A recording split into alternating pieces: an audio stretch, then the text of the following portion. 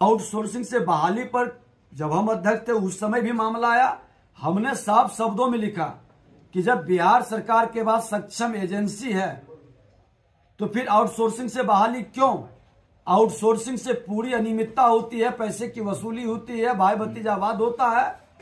और जब हम विधानसभा अध्यक्ष से हटे तो हमारे नियुक्ति के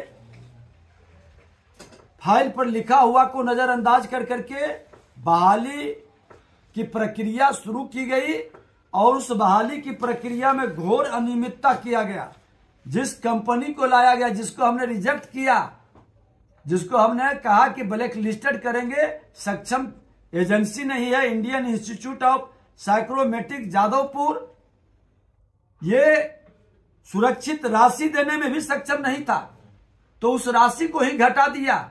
तब हमने पत्र लिख करके विधानसभा अध्यक्ष को लिखा था और विधानसभा अध्यक्ष को कहा था कि ये बहुत बड़ा एक नियुक्ति घोटाला का खेल शुरू हो रहा है विधानसभा के अंदर से।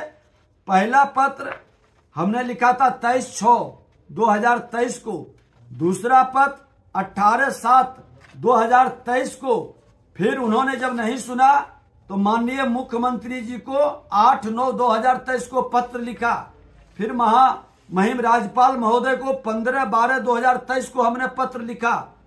कल मुख्यमंत्री जी के साथ मुख्य सूचना आयुक्त की बहाली पर बैठक थी। हमने कहा कि मुख्यमंत्री जी, जो विधानमंडल कानून बनाता है, कानून का उल्लंघन करने वाले पर चर्चा होती है, कार्रवाई की मांग होती है, आज उसी को अपवित्र किया जा रहा है और वहीं पर नियुक्ति घोटाला हो रहा है। इस पर उन्होंने कहा कि आप हमको भेजिए, फिर से डिटेल में हम देखते हैं।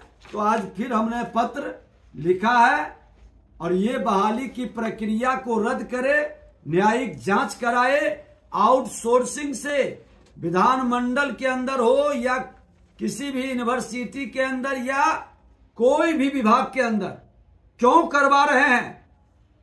नियुक्ति घोटाला का अनुभव का उपयोग बिहार में क्यों खुल करके खेला जा रहा है और बिहार के प्रतिभा के साथ खिलवाड़ क्यों किया जा रहा है? और जो लोग ये खेल खेल रहे हैं वो बिहार के प्रतिभा और भविष्य के साथ खिलवाड़ कर रहे हैं। कुछ लोग आए थे, डरे सहमे लोग बच्चे थे।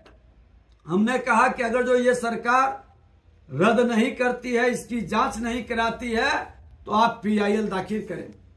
आउटसोर्सिंग से बहाली पर जब हम अध्यक्ष थे उस समय भी मामला आया।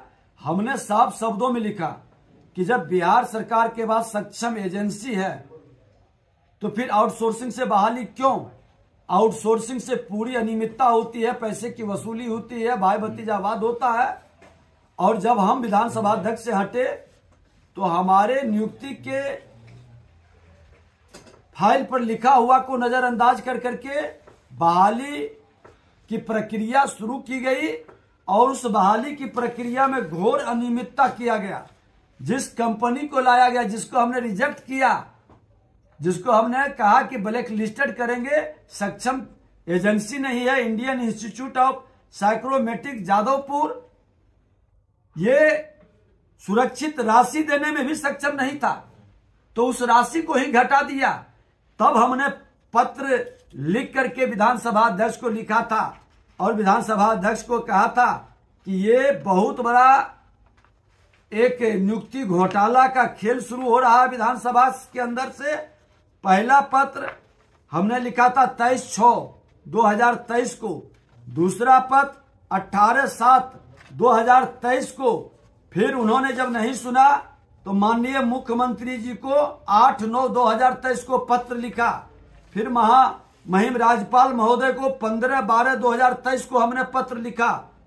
कल मुख्यमंत्री जी के साथ मुख्य सूचना आयुक्त की बहाली पर बैठक थी। हमने कहा कि मुख्यमंत्री जी, जो विधानमंडल कानून बनाता है, कानून का उल्लंघन करने वाले पर चर्चा होती है, कार्रवाई की मांग होती है, आज उसी को अपवित्र किया जा रहा है और वहीं पर नियुक्ति घोटाला हो रहा है। इस पर उन्होंने कहा कि आप हमको भेजिए, फिर से डिटेल में हम देखते हैं।